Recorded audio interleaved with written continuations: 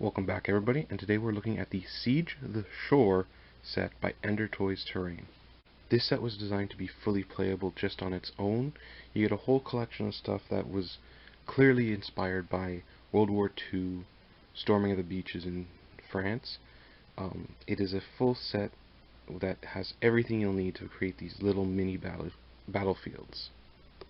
You get a variety of terrain, which is a great way to either start an individual thematic design for your battlefield, or just fill out and provide little bits of detail for a bigger battlefield. We're going to start off with these 5 anti-tank or anti-vehicle obstacles, depending on what you want to call them. You've seen them a few times on this channel. They're nice. They make a good way of showing that the section is blocked off and that vehicles aren't allowed to pass. As for size, again, here's your Plague Marine on a 32mm base. He can shoot over them, he can see around them, and if you stand them up, they're roughly as tall as he is. Next, we're going to look at these ammo cases. Now, if you've seen my previous video on the ammo bundle collection, you'll recognize some of these.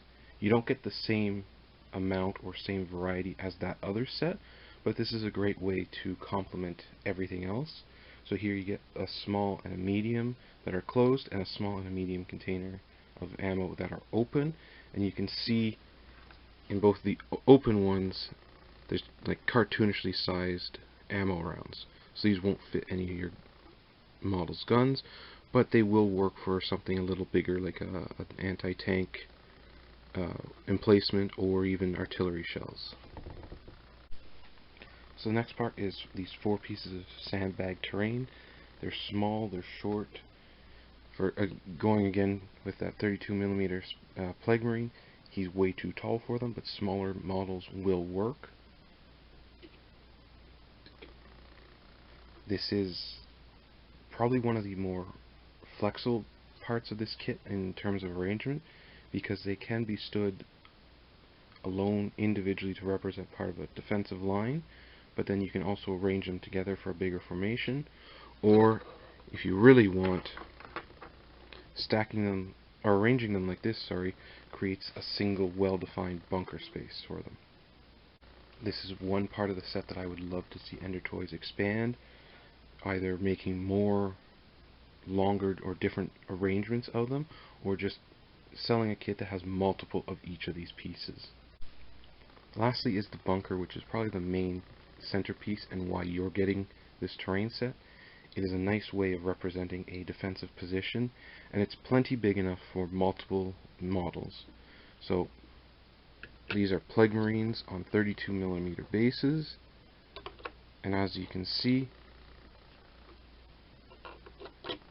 I can fit 5 of them in the bunker with plenty of extra room, so I could probably fit a 7-man squad just on the lower section, and then this upper raised section can probably hold another 2 or 3. This piece also has a fair bit of detail to it.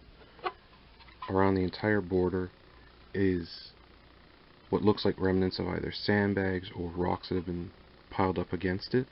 Also, there's a fair bit of battle damage. You can see it looks as if it's been hit either with a series of bullets or grenades or explosives. It also has a raised upper section with a small ladder to it.